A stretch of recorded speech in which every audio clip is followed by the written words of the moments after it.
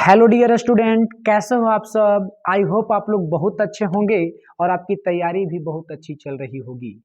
मैं आप लोगों के लिए आज से केमिस्ट्री का सेट लेकर के आया हूं और पर डे लगभग 50 क्वेश्चन का टारगेट रहेगा। और एग्जाम से पहले यानी एग्जाम आपका होने से पहले मैं आप लोगों को केमिस्ट्री में भी बायोलॉजी की तरह 300 क्वेश्चन का सेट दूंगा। और जो क्वेश्चन मैं प्रोवाइड करूंगा आप लोगों को 2024 के बोर्ड के लिए बहुत ही वीवीआई क्वेश्चन होंगे प्यारे बच्चों।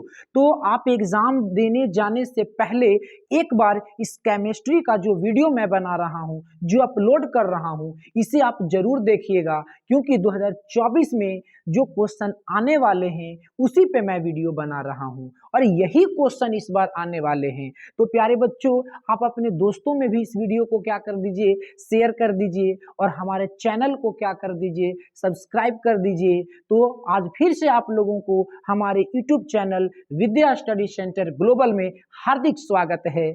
और आज का सेशन है केमिस्ट्री का, और केमिस्ट्री हम लोग आज क्या करते हैं, स्टार्ट करते हैं प्यारे बच्चों। तो चलिए ध्यान दीजिएगा, हमारा आज का जो पहला क्वेश्चन है केमिस्ट्री का वो यहाँ पे शुरू होता है 96,000, क्या है प्यारे बच्चों, 96,500 कूलम विद्युत कॉपर सल्फेट के विलयन से मुक्त करता है।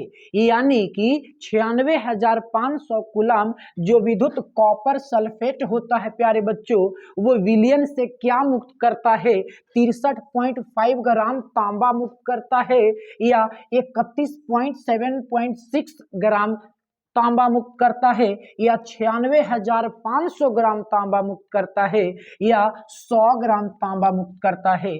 तो कितना है 96,500 कूलम, तो कितना मुक्त करता है ये 31.76 ग्राम तांबा को ये क्या करता है प्यारे बच्चों, मुक्त करता है। कैसे, क्योंकि देखिए इसका क्या है, कॉपर कह रहा ना, यानी तांबा कह रहा, कॉपर का कितना होता है परमाणु द्रव्यमान, तो वो कितना होता है 63.5 होता है। इसको 2 से डिवाइड कर दीजिए, ये कितना हो जाएगा, 2 तिया का 6, ठीक है ना, 2 एकम 2 हो जाएगा। फिर उसके बाद 2 सत्ते 14 और 2 पचे 10, यानी 31.75 होता है, लेकिन ये लगभग अप्रॉक्स वैल्यू कितना हो जाएगा 31.76 ग्राम। नेक्स्ट अगला क्वेश्चन है XeF4 का आकार होता है, यानी XeF4 यानी जेनॉन टेट्राफ्लोराइड का आकार कैसा होता है, तो कैसा होता है प्यारे बच्चों, स्क्वायर प्लेनर होता है। कैसा होता है, स्क्वायर प्लेनर होता है, यानी ऑप्शन नंबर जो बी है उस क्वेश्चन का क्या हो जाएगा, राइट आंसर हो जाएगा। नेक्स्ट क्वेश्चन है हमारा, निम्नलिखित में सबसे प्रबल लिविस अम्ल कौन है। प्रबल का मतलब क्या होता है, प्रबल का मतलब क्या होता है, तो वो मजबूत होता है, ठीक है ना। तो सबसे प्रबल लिविस अम्ल इसमें कौन है, तो ध्यान दीजिएगा, जैसे आप लोग देखे होंगे वर्ग 17 में क्या होता है, फ्लोरीन होता है, क्लोरीन होता है, ब्रोमीन होता है, और उसके बाद क्या होता है, आयोडीन होता है, एस्टैटिन होता है। तो ये तो हमारा रेडियो एक्टिव एलिमेंट हो गया। यानी जैसे जैसे वर्ग 17 में ऊपर से नीचे आता है तो परमाणु का आकार धीरे धीरे क्या होते जाता है, बढ़ते जाता है प्यारे बच्चों, क्या होते जाता है, बढ़ते जाता है। यानी कि यहाँ पे राइट आंसर जो हो जाएगा वो हमारा क्या हो जाएगा, ऑप्शन नंबर डी हो जाएगा, यानी Bi3 हो जाएगा। नेक्स्ट क्वेश्चन है हमारा, नेक्स्ट क्वेश्चन की ओर बढ़ते हैं हम लोग। Next question number 4, question number 4 क्या है, देखिएगा क्वेश्चन नंबर 4 क्या है, क्वेश्चन नंबर 4 क्या है हमारा,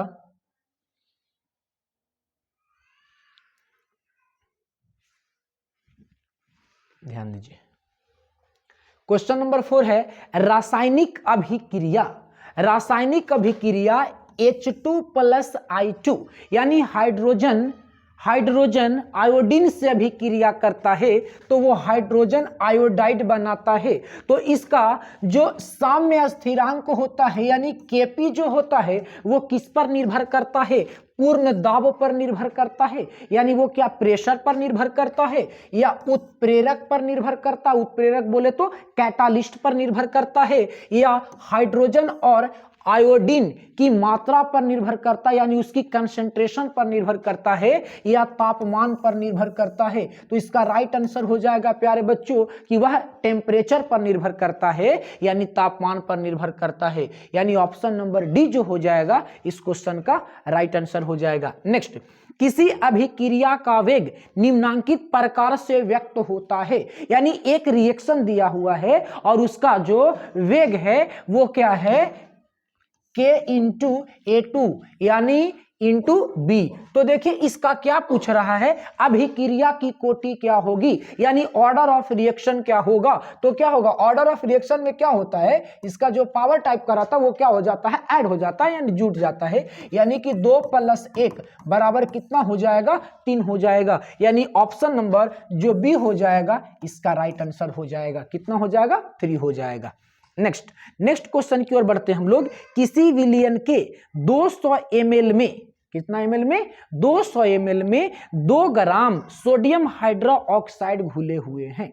यानी कि एक हम लोगों को सॉल्यूशन मिला है और वॉल्यूम ऑफ सॉल्यूशन कितना है प्यारे बच्चों, तो वॉल्यूम ऑफ सॉल्यूशन जो है हमारा वो कितना है, 200 ml है। कितना है, 200 ml है। कह रहा है किसका है, तो सोडियम हाइड्रोक्साइड यानी NaOH।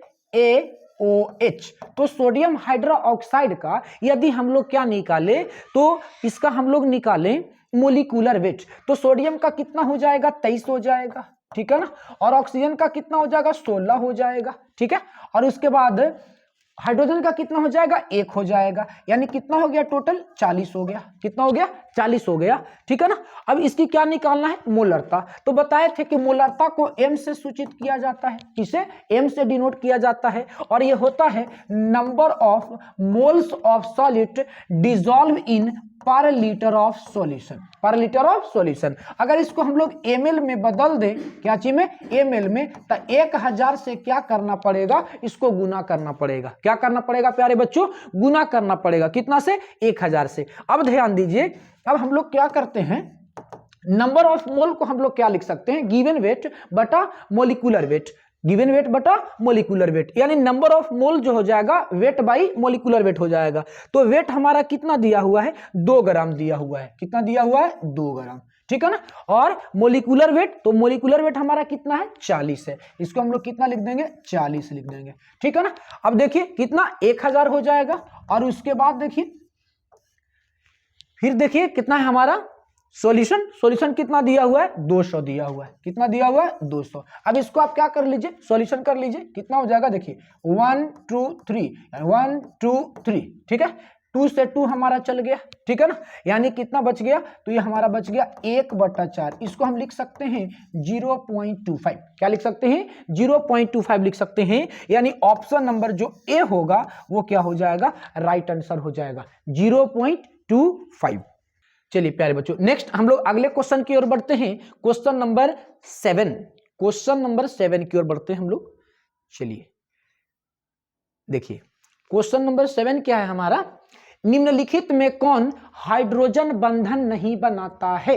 देखिए हाइड्रोजन बंधन कौन बनाता है, तो हाइड्रोजन बंधन आप लोगों को बताए थे कि FON का जो क्राइटेरिया होता है वो क्या करता है, हाइड्रोजन बंधन को बनाता है प्यारे बच्चों। किसको बनाता है, हाइड्रोजन बंधन को। इसका मतलब है कि यहाँ पे हमारा HCl जो होगा वो हाइड्रोजन बंधन को नहीं बनाता है। यानी ऑप्शन नंबर जो सी होगा इस क्वेश्चन का राइट आंसर हो जाएगा। नेक्स्ट कह रहा हीलियम का मुख्य स्रोत क्या है, यानी हीलियम मुख्य रूप से कहां से प्राप्त करते हैं हम लोग। तो हीलियम का मुख्य स्रोत क्या हवा है, नहीं।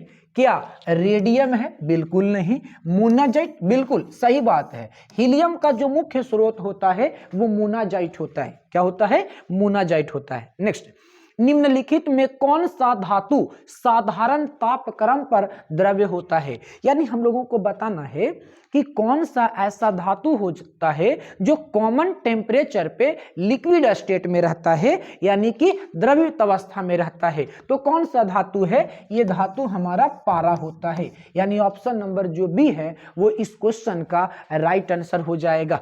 नेक्स्ट हम लोग आगे बढ़ते हैं क्वेश्चन नंबर 8 की ओर, सॉरी 10 की ओर। देखिए क्वेश्चन नंबर 10 क्या है हमारा, क्वेश्चन नंबर 10। क्वेश्चन नंबर 10 है, निम्नलिखित में सबसे कम भास्मिक है। देखिए पूछ रहा है कि निम्नलिखित में कौन है जो सबसे कम भास्मिक है। सबसे कम भास्मिक कहने का मतलब क्या, जो भास्मिक का मतलब क्षारीय, किसका जो प्रकृति है वो सबसे कम क्षारीय है। तो इसमें सबसे कम क्षारीय कौन है, क्या NCl3 या NBr3 या NI3, ठीक है ना। सबसे जो कम क्षारीय होता है वो फ्लोरीन से बना यौगिक होता है, इसलिए क्या हो जाएगा NF3, यानी ऑप्शन नंबर जो डी होगा इस क्वेश्चन का राइट आंसर हो जाएगा। नेक्स्ट हम लोग आगे बढ़ते हैं क्वेश्चन नंबर 11 की ओर। देखिए क्वेश्चन नंबर 11 क्या है हमारा, क्वेश्चन नंबर 11 देखिए ये हमारा, चलिए आंसर लगाइएगा आप लोग। निम्नलिखित में कौन अक्रिस्टलीय ठोस पदार्थ है। तो देखिए हीरा कैसा होता है, तो हीरा जो होता है वो क्रिस्टलीय ठोस पदार्थ होता है, यानी ये रवा के रूप में होता है। नेक्स्ट ग्रेफाइट, ये भी कैसा ठोस पदार्थ है, तो ये भी क्रिस्टलीय ठोस पदार्थ है। देखिए कांच कैसा होता है, तो कांच जो होता है अक्रिस्टलीय ठोस पदार्थ होता है, यानी कि अमॉर्फस सॉलिड होता है। चलिए तो प्यारे बच्चों आप लोग क्या कीजिए कि इस वीडियो को ना जितना ज्यादा से ज्यादा हो सके आप क्या कीजिए, शेयर कीजिए, ताकि वे बच्चे को भी हेल्प हो जाए इसमें जो बच्चे इस बार 2024 में बोर्ड का एग्जाम देने वाले हैं, उनका भी केमिस्ट्री में बल्ले बल्ले हो जाए जैसे आपका बल्ले बल्ले होने वाला है इस बार। चलिए नेक्स्ट हम लोग आगे बढ़ते हैं। नेक्स्ट क्वेश्चन है हमारा, निम्नलिखित में किसका हिमांक अवनमन अधिकतम होगा। देखिए हिमांक अवनमन यानी डेल्टा टीएफ को मैक्सिमम होने के लिए ये डिपेंड करता है किस पे, तो ये डिपेंड करता है आई पे, जिसको वान टू हाफ फैक्टर कहते हैं। प्यारे बच्चों क्या कहते हैं, वान टू हाफ फैक्टर। तो वान टू हाफ फैक्टर किसका सबसे ज्यादा होता है, तो वान टू हाफ फैक्टर जो है वो सबसे ज्यादा होता है पोटेशियम का। इसका होता है पोटेशियम का, यानी इसका राइट आंसर हो जाएगा ऑप्शन नंबर ए K2SO4 इस क्वेश्चन का राइट आंसर हो जाएगा प्यारे बच्चों। नेक्स्ट अगले क्वेश्चन की ओर बढ़ते हैं। किसी विलयन के 200 ml में 2 ग्राम सोडियम हाइड्रोक्साइड घुले हैं, विलयन की मोलरता क्या होगी। अभी तुरंत मैंने इस क्वेश्चन को डिस्कस किया है प्यारे बच्चों, यानी ये रिपीटेड क्वेश्चन हो गया, यानी मैं जो कुछ भी आपके पास लेकर के आ रहा हूं ना सारा पूछे गए क्वेश्चन हैं, प्रीवियस ईयर क्वेश्चन पेपर हैं, तो वो तो दूसरी बार पूछा गया है तो वो रिपीटेड हो ही जाएंगे। तो देखिए अभी तुरंत बताए थे कितना हो जाएगा इसका आंसर 0.25, यानी ऑप्शन नंबर ए हो जाएगा। नेक्स्ट हम लोग अगले क्वेश्चन की ओर बढ़ते हैं। नेक्स्ट क्वेश्चन है हमारा 14 नंबर, क्या है, द्रवित सोडियम क्लोराइड के वैद्युत अपघटन से कैथोड पर मुक्त होता है, यानी कि द्रवित सोडियम क्लोराइड का जब हम लोग वैद्युत अपघटन कर। चलिए नेक्स्ट क्वेश्चन की ओर हम लोग बढ़ते हैं। क्वेश्चन नंबर हमारा 14 है, कह रहा द्रवित सोडियम क्लोराइड के वैद्युत अपघटन से कैथोड पर क्या मुक्त होता है। तो द्रवित सोडियम क्लोराइड यानी द्रवित सोडियम क्लोराइड के वैद्युत अपघटन से कैथोड पर क्या मुक्त होता है। थोड़ा सा टेक्निकल इशू आ जाता है, इसकी वजह से थोड़ा सा प्रॉब्लम हो जाता है। चलिए इसको नीचे ले लेते हैं। चलिए देखिए तो क्या हो जाएगा, द्रवित सोडियम क्लोराइड के वैद्युत अपघटन से कैथोड पर क्या मुक्त होता है। तो देखिए यही है ना NaCl। अब इसको हम लोग क्या करते हैं, विद्युत के द्वारा इलेक्ट्रोलिसिस करवाते हैं, यानी इसको तोड़ते हैं। तो हमको क्या कैथोड पे, किस पे, कैथोड पे हमको क्या मिलता है, Na+ मिलेगा। क्या मिलेगा, Na+, यानी सोडियम मिलेगा, यानी ऑप्शन नंबर जो बी होगा इस क्वेश्चन का राइट आंसर हो जाएगा। नेक्स्ट 96,500 कूलम विद्युत कॉपर सल्फेट के विलयन से मुक्त करता है। क्या मुक्त करता है, अभी तुरंत बताए हैं क्या मुक्त करता है मेरे भाई, तो 31.76 ग्राम कॉपर को मुक्त करता है। नेक्स्ट किसी अभिक्रिया का वेग निम्नलिखित प्रकार से व्यक्त होता है, यानी वेग जो है K × A2 दी पावर 2 और बी है, यानी कि क्या है भाई, तो कंसंट्रेशन, इसको क्या पढ़ते हैं, कंसंट्रेशन ऑफ ए, इसको क्या पढ़ते हैं, कंसंट्रेशन ऑफ बी, यानी ए की सांद्रता और बी की सांद्रता। तो अभिक्रिया की कोटि बताना है, तो अभिक्रिया की कोटि में क्या होता है, इसका जो पावर में रहता है ना वो क्या होता है, ऐड हो जाता है, तो 2 + 1 कितना हो जाएगा, 3 हो जाएगा, यानी ऑप्शन नंबर जो बी होगा इस क्वेश्चन का राइट आंसर हो जाएगा। नेक्स्ट, अब हम लोग अगले क्वेश्चन की ओर बढ़ते हैं। नेक्स्ट क्वेश्चन है हमारा क्वेश्चन नंबर 17। देखिए 17 नंबर क्वेश्चन क्या है, निम्नलिखित में कौन सी धातु प्रकृति में मुक्त अवस्था में पाई जाती है, यानी कौन सी ऐसी धातु है जो प्रकृति में मुक्त अवस्था में पाया जाता है, फ्री स्टेट में पाया जाता है, तो कौन सा धातु है, तो हमारा सोना हो जाएगा। क्या हो जाएगा, सोना। सोना जो है वो प्रकृति में क्या होता है, मुक्त अवस्था में पाया जाता है। देखो किसकी बात कर रहे हैं, सोना, ठीक है ना, बाबू सोना की बात नहीं करते हैं, ठीक है ना। एक बाबू और सोना भी अभी खूब ट्रेंडिंग में चल रहा है, बाबू और सोना। बाबू सोना कब करना है, एग्जाम के बाद करना है, फिलहाल केमिस्ट्री का एग्जाम देना है। चलिए नेक्स्ट, निम्नलिखित में कौन हाइड्रोजन बंधन नहीं बनाता है, हाइड्रोजन बंधन कौन नहीं बनाता है बच्चों, अभी तुरंत बताए हैं, डिस्कस किए हैं, HCl हाइड्रोजन बंधन नहीं बनाता है। नेक्स्ट, हीलियम का मुख्य स्रोत क्या है, तो हीलियम का मुख्य स्रोत क्या है, मोनाजाइट। क्या है, मोनाजाइट। जल्दी जल्दी इसलिए बढ़ रहे हैं क्योंकि क्वेश्चन पीछे डिस्कस किया जा चुका है। नेक्स्ट, निम्नलिखित में आयनों में कौन प्रतिचुंबकीय है, तो कौन सा आयन जो है वो प्रतिचुंबकीय है, तो Zn2+ जो है वो क्या है, प्रतिचुंबकीय है। नेक्स्ट, अगले क्वेश्चन की ओर बढ़ेंगे हम लोग, क्वेश्चन नंबर 21। देखिए, फैराडे का विद्युत विच्छेदन का द्वितीय नियम संबंधित है, किससे संबंधित है, धन आयन के परमाणु संख्या से, या ऋण आयन के परमाणु संख्या से, या विद्युत अपघट्य के समतुल्य भार से, क्या, समतुल्य भार से, या धन आयन के वेग से। तो जो वैद्युत अपघटन का जो दूसरा नियम है, फैराडे का जो सेकंड लॉ ऑफ इलेक्ट्रोलिसिस है, वो किस पे डिपेंड करता है, तो विद्युत अपघट्य के समतुल्य भार से, इससे संबंधित है, यानी ऑप्शन नंबर जो बी हो जाएगा इस क्वेश्चन का राइट आंसर हो जाएगा। नेक्स्ट, निम्न में कौन एक प्रथम संक्रमण श्रेणी का तत्व नहीं है, यानी प्रथम संक्रमण श्रेणी का तत्व कौन नहीं है, तो प्रथम संक्रमण श्रेणी का तत्व कौन नहीं है, मैग्नीशियम नहीं है। कौन नहीं है, मैग्नीशियम नहीं है। यानी कहां से शुरू होता है प्रथम संक्रमण जो श्रेणी है, यानी 3D, क्या, 3D, तो 3D कहां से शुरू होता है, तो यह स्कैंडियम से शुरू होता है ना, यानी परमाणु संख्या का कितना से शुरू होता है, 21 से शुरू होता है, और मैग्नीशियम का कितना होता है, 12 होता है, यानी ये प्रथम संक्रमण श्रेणी का तत्व नहीं है। नेक्स्ट, कॉपर पाइराइट का सूत्र क्या होता है, तो कॉपर पाइराइट का सूत्र क्या होता है, CuFeS2, CuFeS2। देख लेते हैं, क्या ये होगा, नहीं, क्या ये होगा, बिल्कुल नहीं। देखिए CuFeS2, यानी ऑप्शन नंबर जो बी होगा वो इस क्वेश्चन का क्या हो जाएगा, राइट आंसर हो जाएगा। नेक्स्ट, हम लोग अगले क्वेश्चन की ओर बढ़ते हैं, क्वेश्चन नंबर 24। क्वेश्चन नंबर 24 क्या है हमारा, निम्नलिखित में कौन सा अनुसंख्य गुणधर्म नहीं है, अनुसंख्य गुणधर्म बोले तो कॉलिगेटिव प्रॉपर्टी, कौन सी प्रॉपर्टी, कॉलिगेटिव प्रॉपर्टी, ठीक है ना। तो कॉलिगेटिव प्रॉपर्टी किसे कहते हैं, तो जो विलेय के मूल पे यानी कि क्या करता है, निर्भर करता है। तो कौन है इसमें जो कॉलिगेटिव प्रॉपर्टी नहीं है, देखिए हिमांक का अवनमन, हिमांक का अवनमन, डिप्रेशन इन फ्रीजिंग पॉइंट, तो ये बिल्कुल है।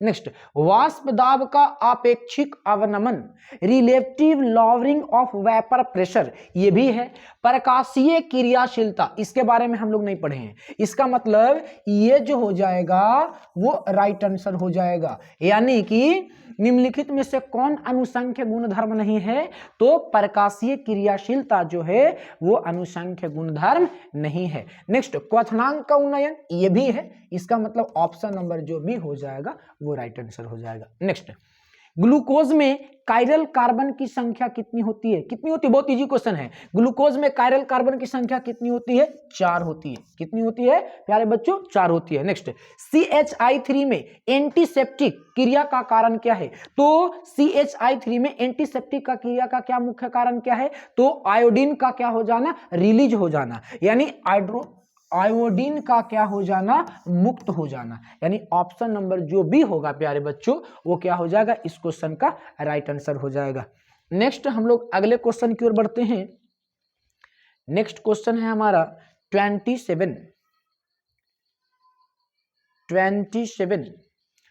नंबर क्वेश्चन क्या है? ग्लिसरॉल क्या है?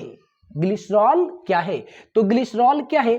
प्राइमरी एल्कोहल है या टर्शियरी एल्कोहल है या सेकेंडरी एल्कोहल है या ट्राइहाइड्रिक एल्कोहल है? देखिए, तो हम लोग किसको देखते हैं? ग्लिसरॉल का। ग्लिसरॉल के बारे में हम बताए थे, इसका क्या होता है संरचना? CH2OH, ठीक है ना। फिर क्या हो जाएगा? CHOH, क्या हो जाएगा? CH2OH। इसमें देखिए हाइड्रोजन के गो है? 1 2 3, यानी हाइड्रोक्साइड आयन के गो है? 3 गो है। तो ये क्या हो जाएगा? ट्राइहाइड्रिक हो जाएगा। यानी ऑप्शन नंबर जो डी होगा इस क्वेश्चन का राइट आंसर हो जाएगा। नेक्स्ट आगे बढ़ते हैं हम लोग। चक्रीय मेटाफॉस्फोरिक अम्ल में POP बंधन की संख्या कितनी होती है? तो POP बंधन की संख्या कितनी होती है? तो 3 होती है। कितनी होती है? 3 होती है इसकी संख्या। यानी ऑप्शन नंबर जो सी होगा इस क्वेश्चन का राइट आंसर हो जाएगा। नेक्स्ट हम लोग अगले क्वेश्चन की ओर बढ़ते हैं। नेक्स्ट क्वेश्चन है 29। स्मेल्टिंग में धातु के ऑक्साइड के अपचयन में संयुक्त है। यानी स्मेल्टिंग में धातु के ऑक्साइड के अपचयन में कौन मौजूद होता है? देखिए, एल्यूमिनियम होता है या कार्बन होता है या मैग्नीशियम होता है या कार्बन मोनोऑक्साइड होता है। तो कौन होता है प्यारे बच्चों? तो कार्बन होता है। कौन होता है? कार्बन होता है। यानी ऑप्शन नंबर जो बी हो जाएगा इस क्वेश्चन का राइट आंसर हो जाएगा। ठीक है ना। इस क्वेश्चन का क्या हो जाएगा? राइट आंसर हो जाएगा। कैसे हो जाएगा? देखिए, कोई भी एक ऑक्साइड ले लीजिए, जैसे बाय द वे, ठीक है ना, जिंक ऑक्साइड को ही ले लेते हैं। किसको ले लेते हैं? जिंक ऑक्साइड को ही ले लेते हैं। अब जिंक ऑक्साइड को हम लोग क्या करते हैं? कोक की सहायता से। किसकी सहायता से? कोक की सहायता से। यानी इसमें कोक डालते हैं। क्या डालते हैं? कोक। कोक का मतलब क्या? कार्बन।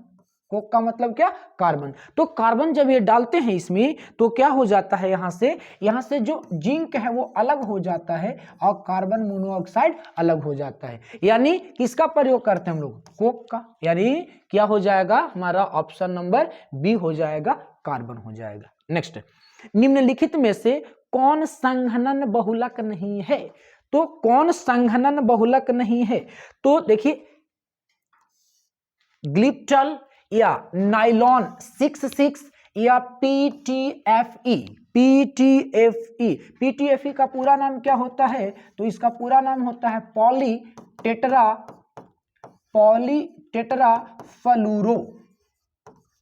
Fluoro ethylene. ठीक है ना। क्या होता है? इथिलीन। इसका पूरा नाम होता है किसका?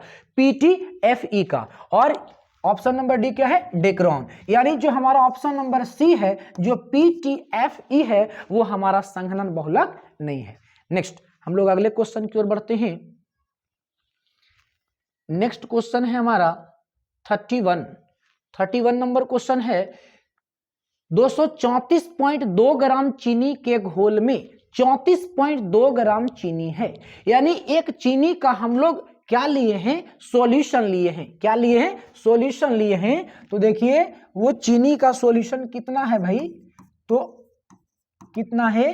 तो ये है हमारा 234.2 ग्राम। कितना ग्राम? 234.2 ग्राम। इसमें चीनी की मात्रा कितनी है? यानी वेट ऑफ शुगर, ठीक है ना। तो इसकी मात्रा कितना है? 34.2 ग्राम। 34.2 ग्राम। नेक्स्ट क्या करा? घोल का मोलल सांद्रता क्या होगा? तो मोललता कैसे निकलता है? एम। मोललता को किससे सूचित करते हैं? एम से। और एम को हम लोग कैसे निकालेंगे, कैसे इवेल्युएट करेंगे? तो इसके लिए आप लोगों को फॉर्मूला हम बताए थे। क्या फॉर्मूला बताए थे? क्या आप लोगों को याद है?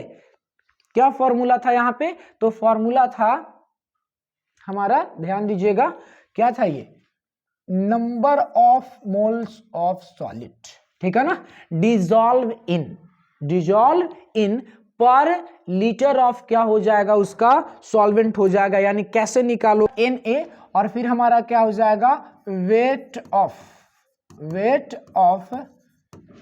और इनटू क्या हो जाएगा 1000। अगर 1000 से हम लोग मल्टीप्लाई कर देंगे तो इसको क्या चीज में ले लेंगे, ग्राम में ले लेंगे, यानी नंबर ऑफ मोल को क्या कह सकते हैं, गिवन वेट और बटा मॉलिक्यूलर वेट। तो गिवन वेट हमारा कितना हो जाएगा, कितना दिया हुआ है, तो गिवन वेट हमारा कितना दिया हुआ है, ध्यान दीजिए 34.2। और देखिए मॉलिक्यूलर वेट शुगर का मॉलिक्यूलर वेट कितना होता है, तो 342 होता है। कितना होता है, 342 होता है, और गुना कितना हो जाएगा 1000।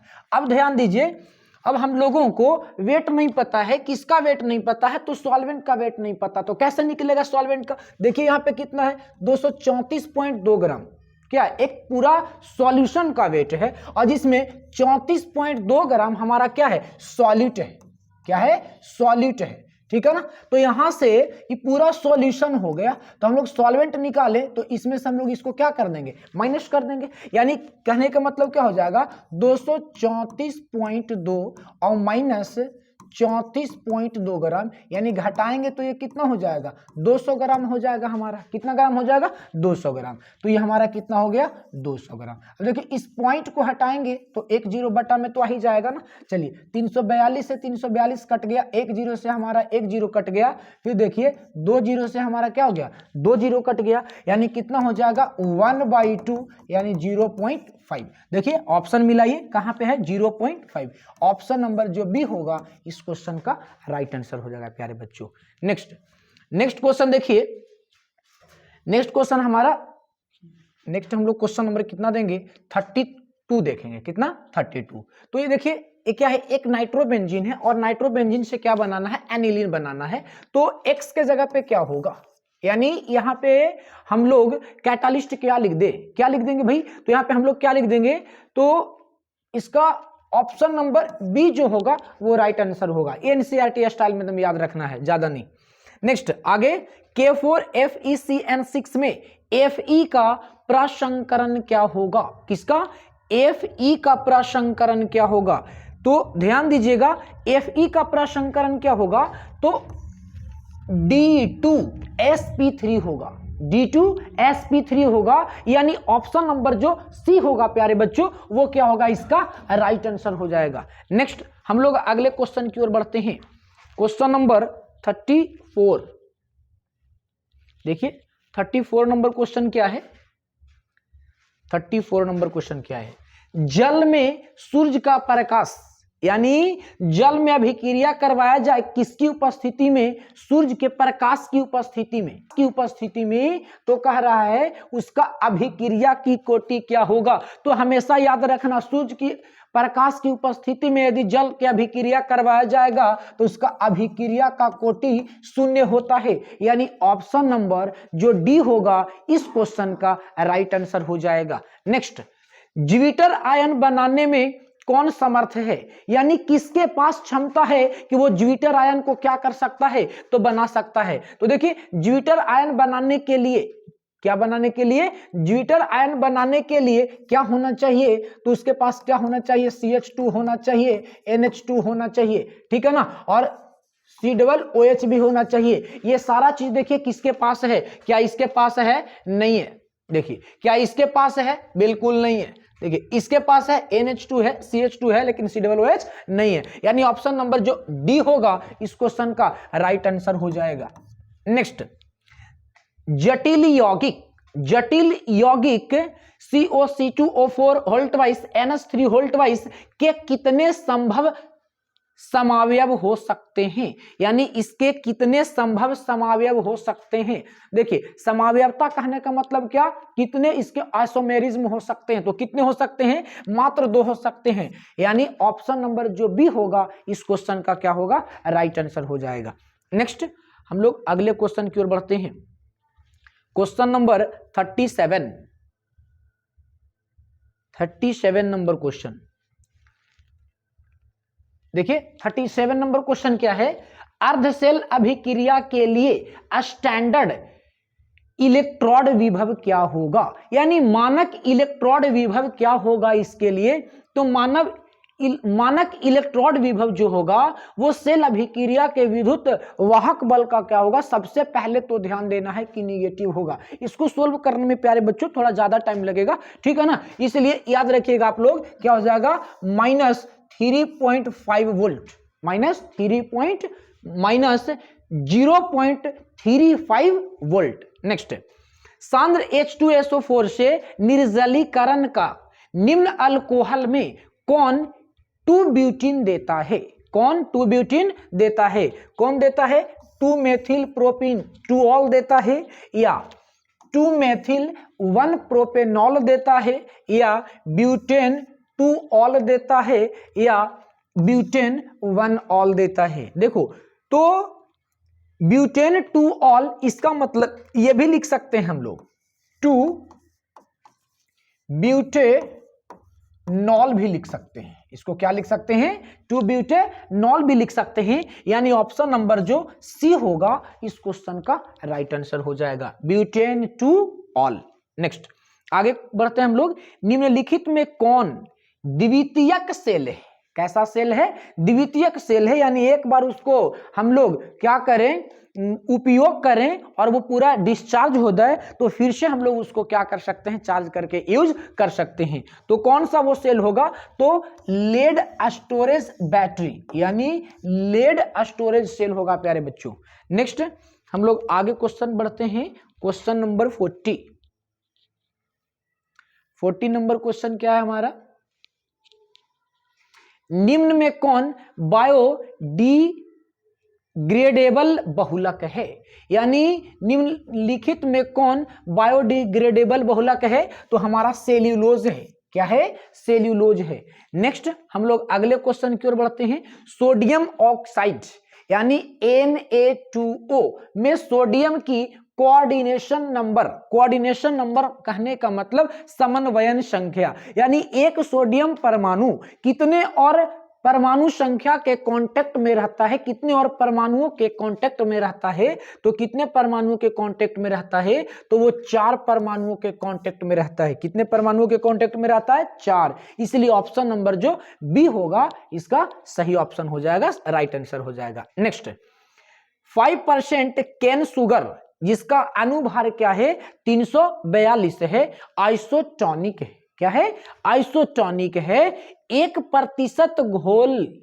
X के साथ, यानी X कहने का मतलब कोई नाम नहीं लिया है, X के साथ क्या करता है वो आइसोटोनिक है, तो कह रहा है X का अनुभार कितना होगा, यानी X का जो मॉलिक्यूलर वेट है वो क्या होगा, एटॉमिक वेट जो है वो क्या होगा। तो देखिए क्या होगा उसका, ध्यान दीजिएगा कैसे निकलेगा भाई, यानी हम लोग देखेंगे आइसोटोनिक है ना, मान लेते हैं कि पाई1 जो है वो पाई2 के क्या है इक्वल है, पाई1 वो जो इक्वल है, तो पाई यानी इसको क्या कहते हैं ऑस्मोटिक प्रेशर। ऑस्मोटिक प्रेशर कैसे निकालते हैं, तो पाई बराबर फॉर्मूला होता है CRT, तो दोनों के लिए ना हो जाएगा, तो दोनों के लिए क्या हो जाएगा CRT, ठीक है, दोनों के लिए क्या हो जाएगा, देखिए पाई इज इक्वल टू क्या हो जाएगा पाई2। अब देखिए यहाँ पे क्या है पाई1 है ना, तो इसको हम C1 मान लेते हैं और इसको क्या मान लेते हैं C2 मान लेते हैं, क्या मान लेते हैं C2 मान लेते हैं,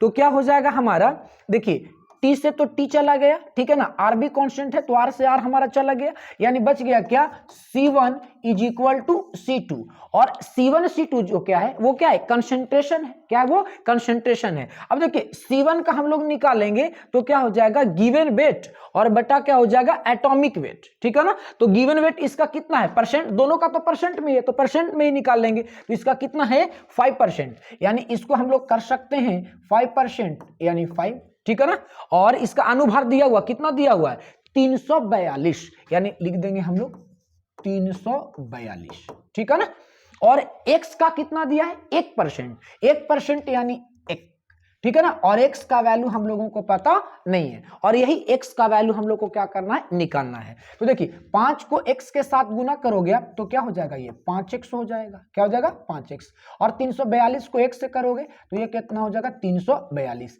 यानी यहां से x का वैल्यू अगर फाइंड आउट करते हो तो भागा दे लीजिए, कितना हो जाएगा, 5 से इसको डिवाइड करोगे तो 5 6 के 30, यानी कितना हो जाएगा 6 हो जाएगा, फिर कितना बच गया 4 बच गया, 4 और 2 कितना हो जाएगा 42 हो जाएगा, यानी कि कितना हो जाएगा भाई 40 हो जाएगा, फिर कितना बच गया, तो फिर से हमारा 2 बच गया, यानी 25 को कितना हो जाएगा 20 हो जाएगा, 68.4 आया। देखिए कौन सा ऑप्शन है, यानी ऑप्शन नंबर हमारा क्या हो जाएगा, सी हो जाएगा, यानी इस क्वेश्चन का राइट आंसर प्यारे बच्चों कितना हो गया, सी हो गया, यानी कि कितना हो जाएगा 68.4।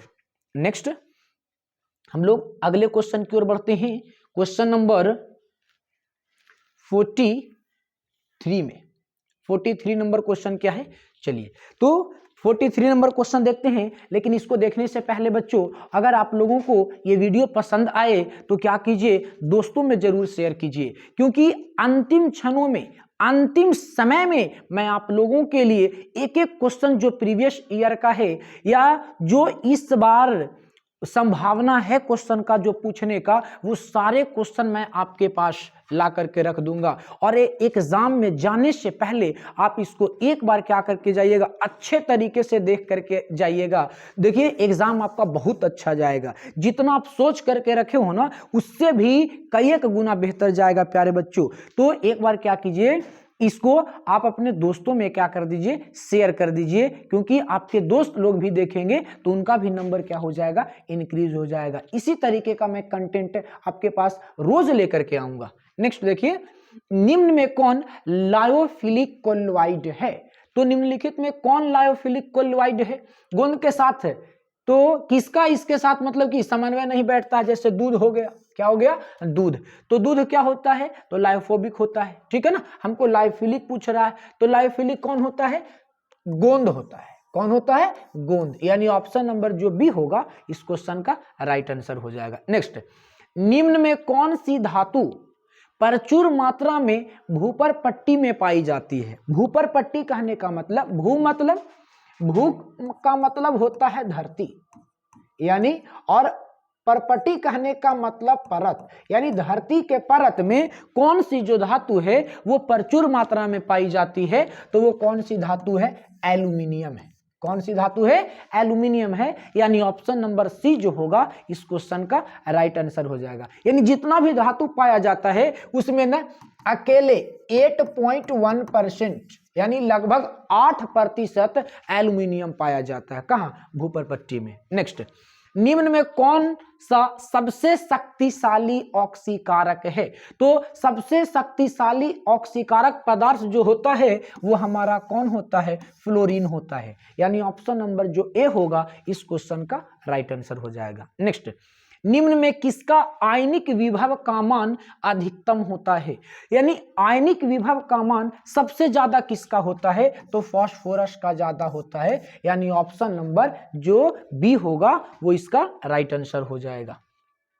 नेक्स्ट हम लोग अगले क्वेश्चन की ओर बढ़ते हैं, क्वेश्चन नंबर 47 क्या है हमारा, निम्न में से किसकी आकृति चतुष्फलक होती है, यानी चतुष्फलक कहने का मतलब कि स्क्वायर प्लेनर किसकी आकृति होती है, तो किसकी होती है, ध्यान दीजिएगा, NiCN4 या PdCN4, देखिए, या PdCl4 या NiCl4, तो ऑप्शन नंबर जो डी होगा इस क्वेश्चन का राइट आंसर हो जाएगा। नेक्स्ट, सामान्य सूत्र CnH2n+2 वाले यौगिक हैं, किसका सूत्र जो होता है वो CnH2n+2 होता है, बहुत इजी क्वेश्चन है, किसका होता है, एल्केन का होता है, किसका होता है, एल्केन का। नेक्स्ट, निम्न में कौन सा प्रथम पंक्ति का संक्रमण तत्व नहीं है, यानी 3D संक्रमण श्रेणी जो है उसमें कौन सा तत्व नहीं आता है, तो कौन सा तत्व नहीं आता है,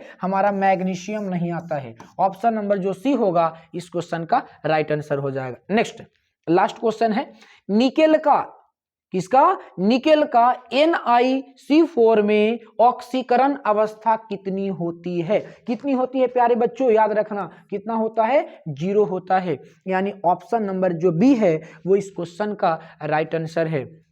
50 क्वेश्चन का टारगेट था और 50 क्वेश्चन आज पूरा हो गया। यानी एग्जाम से पहले मैं आप लोगों को केमिस्ट्री में 300 क्वेश्चन करवाऊंगा, जिसका ये पहला सेट था और दूसरा सेट प्यारे बच्चों कल फिर आप लोगों के सामने मैं लेकर के आऊंगा। तब तक के लिए इस वीडियो को आप लोग अच्छे तरीके से देख लीजिए, एकदम इसको याद कर लीजिए, एकदम कंठस्थ कर लीजिए और जो हमारा 2024 में आपका जो एग्जाम होने वाला है उस एग्जाम में अच्छे तरीके से इसको प्रिपेयर करके जाइए और अच्छे तरीके से प्रिपेयर करने के बाद जो आपका एनालिसिस होगा वो दिखेगा आपके बोर्ड के एग्जाम में। समझे प्यारे बच्चों? तो इसको दोस्तों में भी क्या कर दीजिए? शेयर कर दीजिए। धन्यवाद।